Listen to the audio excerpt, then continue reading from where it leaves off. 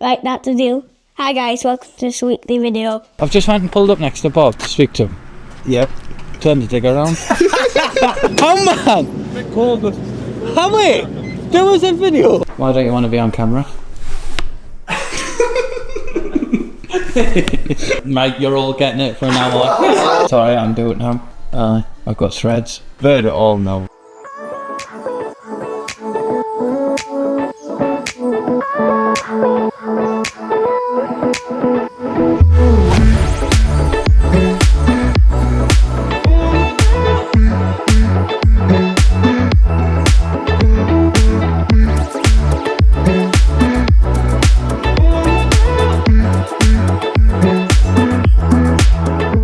Hi guys, welcome back to this week's episode. As you can see behind me, I'm stood next to the pond. This has been the main focus for us for the last couple of weeks. We've had to take advantage of this rare weather that we've been getting. Temperatures have been sat at like 14 degrees through the day. It's just freakish. And now we've got some good frosts and a little bit of snow. So we've been getting up early, trying to take advantage of that, like I say. We've had a fair task though. I think we've got like 600-700 tons of topsoil to move, and we've got to transport it to the other side of the park and tip it out. It's pushing hard at the minute. There's a few difficulties on this job that have only come around because, as I said in the first video, we had to expose the whole pond, get rid of all the vegetation, drain all the water out of it, and really see where we were at.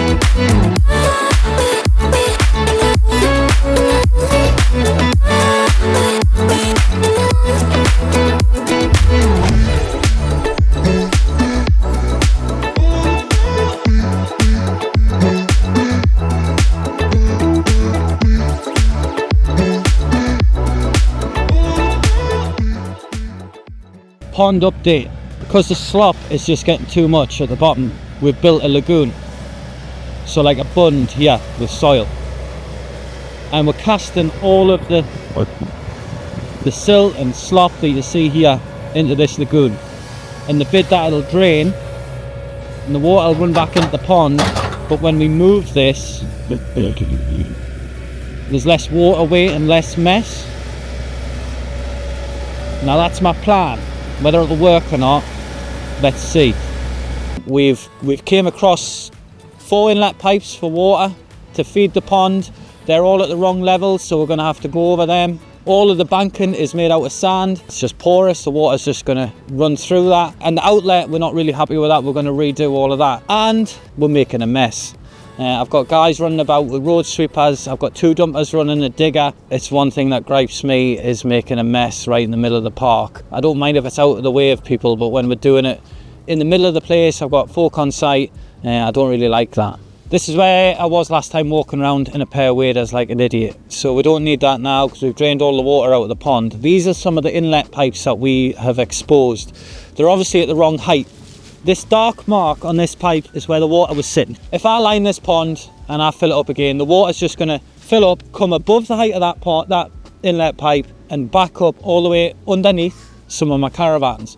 That's obviously not a good position to be in, so we're going to have to expose them, either blank them off and put new ones in, or lift them, so dig them back, expose the pipe, lift it up so the fall is less, as long as it's still got fall, because water will always run, and try and get them to a point where, let's say they're at 1.5 meters, 1.2 meters. I really want to go for 1.5 as a water level, and I want the pipes sitting above the water level, but it's going to be a work in progress. We need to try and trace where the pipes go. That's done with 2 bits of equipment that we've got called a cat and a songe. Songe is fed up the pipe. We trace it all the time with a cat scanner, figure out where the pipe is, dig it out and expose it. I'll get that on a video.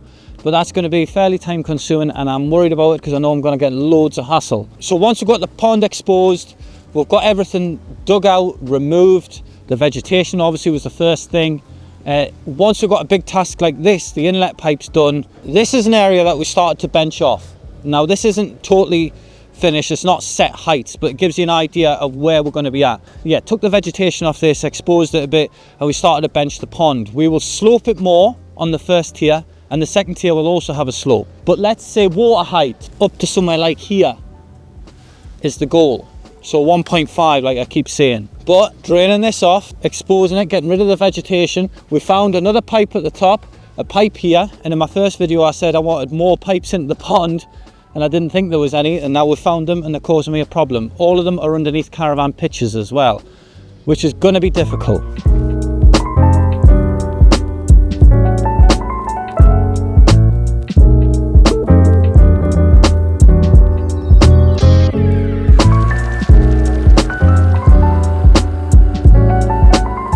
Right, I've got my digger working behind me. It's a 2015 Hitachi 135. Bob's driving it. It's his machine. He's been in it since 6 o'clock this morning. We all got up early and got out and got going. Arlene's in my dumper. It's a 9-ton JCB.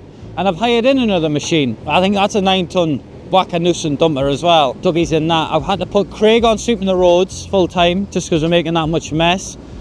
I'm probably going to knock it on the head for today and come back out in the morning when I can get some frost. I think I'm going to send Bob back in the digger, scrape some more of this back up into the heaps so we're ready to go again in the morning.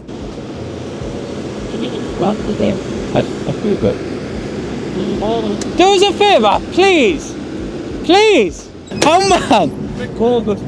Hammy, do us a video. You know how you're famous now because you done the intro last time. You said everyone was recognising you.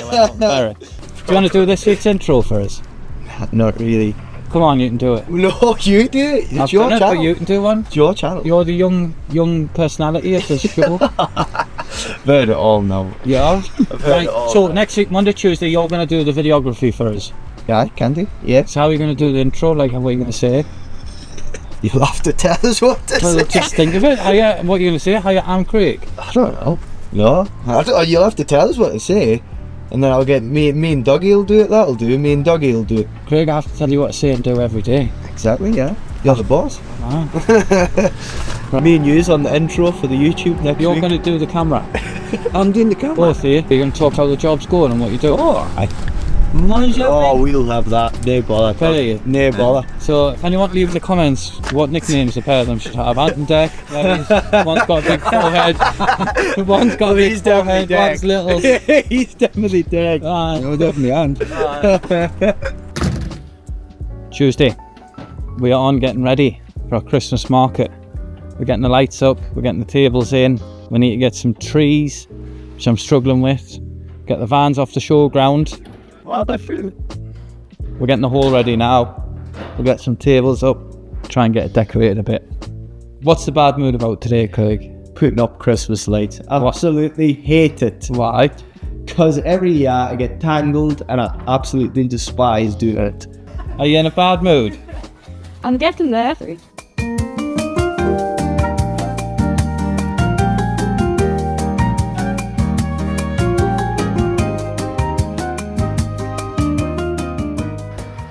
New lodge come in, first half, and this is a Pemberton Rivendale. Guys have just brought the first half in now, second half's on its way up.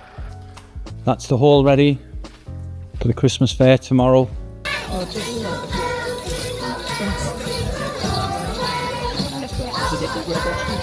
It's our Christmas market now, just starting for the public. We've had our customers in this morning till 12 o'clock. Just keep it private for them. Now it's going to kick off. We've got the kids from the local school coming to do a bit of singing, and we're expecting everyone else to turn up. So we're just in Headley Hall for the Christmas market here. Everyone's just setting up. We've got the owners coming in around 10 minutes now. So everything's looking fantastic. We've got a few food vans outside, a couple of more stalls outside as well. But everything is looking fantastic so far. Nikki has put in a lot of hard work setting this all up, as well as Jamie and the team outside, making sure that everything's prepared for the day, making sure we've got parking, everything's washed and everything looks fantastic. But yes, everything's looking good.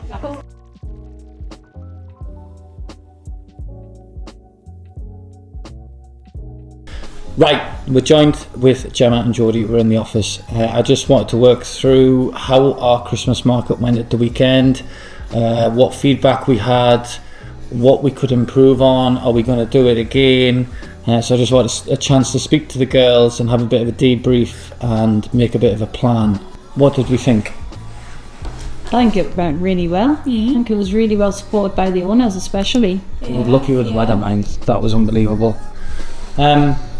It was lovely. The markets were lovely. They were all happy. They were all local, which is even more important, I think. I think, mate, a big thing for me, the customers, our clients from the parks were the biggest turnout from Looker, Hancroft here, and they got their time section early doors where we just made it exclusive to them. I think that was... I've asked a few of the owners and they said that they were really pleased that we did that and it worked well for them.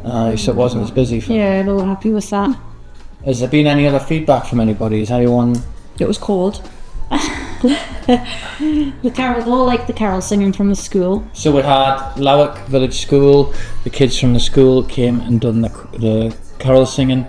One of them was Gemma's daughter. I asked my little boy if he'd join in, but he was too busy showing off. Running around the pond. Throwing sticks in the pond. But to be honest, for us as an operational point of view, it was just nice and easy, wasn't it? It was, yeah. A bit of setup, like the week before. Yeah, a lot of organising beforehand. Oh, yeah. All get together on the day. Yeah. And we raised, what was it, £1,300? Yes. Which was a charity, which I think is really good. We always try and do charity things through the year. So whether it's like quizzes, me and Jodie done the Great North Run. We've done the Christmas market. Like last year, we done Cash for Kids, where we collect all the toys and then drop them off at a local place for children that aren't going to get any Christmas presents. But the thing is, so we do all these little events that raise little amounts every time, don't they? We never do one big thing, and it's usually across a broader spectrum of... Better do it that way though as well, because it spreads out things for people to come rather than do one big thing, like do loads throughout the year. But I think the customers prefer that as well. That amount will be added to everything that's been raised so far this year. So we should have a grand total in December. One thing I just wanted to touch on, Gemma keeps telling me every week she's been nominated for Employee of the Month, but I'm struggling to say it. So if anyone could leave a comment of how they think that actually went. She does deserve Employee of the Month, why wouldn't she? Comments are all welcome. Since I started working with Cam, I just wanted to go over some of the things we've managed to complete as our tasks since October. And we've cut all the hedges on the parks here, Looker and Ancroft. We've had a cherry picker in to do some of that work. We've had the Christmas market. That didn't take too much organising, but it was still a bit of time. We've started the pond, we haven't completed that yet. In the office, we've issued all of our site fees, our electric bills, our gas bills, and we've sited some new homes. So we've sold 3 at Barmoor. One of them's a big lodge, and we just took delivery of that. I've got that in these videos.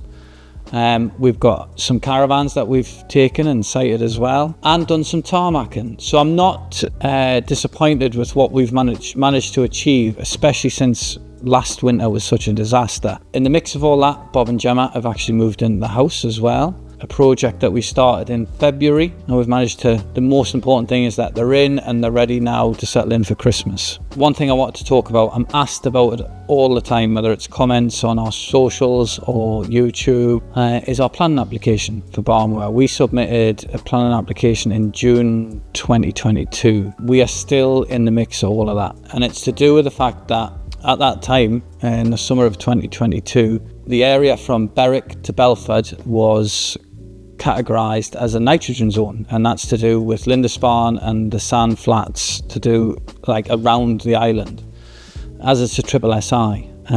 So the nitrogen is to do with sewerage and the nitrates that are produced in sewerage and how it's treated, and is it of a good enough quality that to then be discharged into streams, public water courses, and slowly work their way down to the coast. That's why in previous videos I talk all the time about working with people like R.A. Dalton, trying to be on top of what we do, keeping it to the best standard that we can. I understand that there is a breakdown in our environment for the wildlife, and partly we are to blame. So I'm working closely with R.A. Dalton to see if we can come to a resolve for that. I don't know if we've got any answers. I don't think there's been a serious planning application approved in our area since the nitrogen situation came about in 2022. And I know of a number of people that are caught up in it. I'll keep you posted on that one.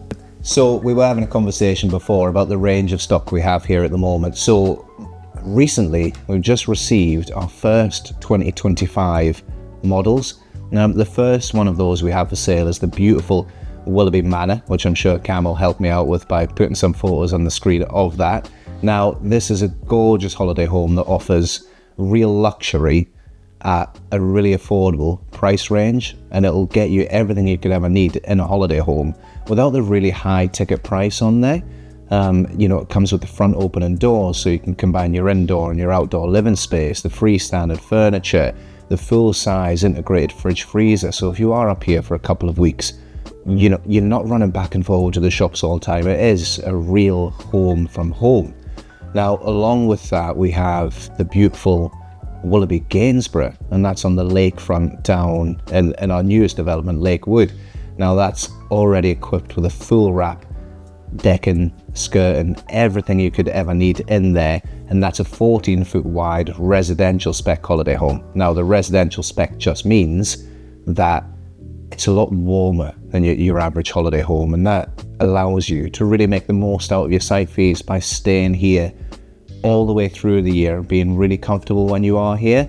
And along with that, we've got some great lodges for sale. We've got some great second-hand stock like the ABI Westwood up on Moorcroft, and then we've got 2 wonderful lodges and great areas of the park with fantastic views across there. So there is a real range. If you do want any more information at all about any of the holiday homes shown, then please feel free to email me. My email should be down below in the description. If it's not, it's Michael, M-I-C-H-A-E-L @barmoorcastle.co.uk, and I'm here to answer any questions that you might have surrounding holiday home ownership here at Barmoor Castle and Inlet Country Park. So did you think you were coming back in for Formula 1? No, I was hoping not this time. I can't think. I've had a few. How many? 2, 3. Craig, I think actually you're starting to love the camera. Yeah, you rip me, but right. He says you get used. So that's switching off, right? That's on. Go on, pretend. Pretend. Me and Dougie's been reacting in the trees. What we're going to be saying? What are you going to say? No, we'll just take destroy me. Right, is this? I don't think Bob's going to be too happy with us. I mean, Just put the camera on her. Say I'm like. Showering on and now.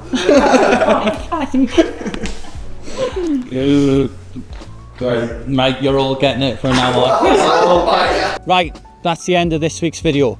Thank you for watching. I'm sorry there's not been that much going on, but we've had to push on with the weather. Going forward, as I'm having difficulty getting my staff to talk, if you wouldn't mind leaving comments who you'd like to see more of, I'm going to force them to be on camera. And who you think is the funniest, let's have a little bit of a competition going. As I've said before, if you wouldn't mind liking and subscribing, it'd be a massive help, and thank you for watching.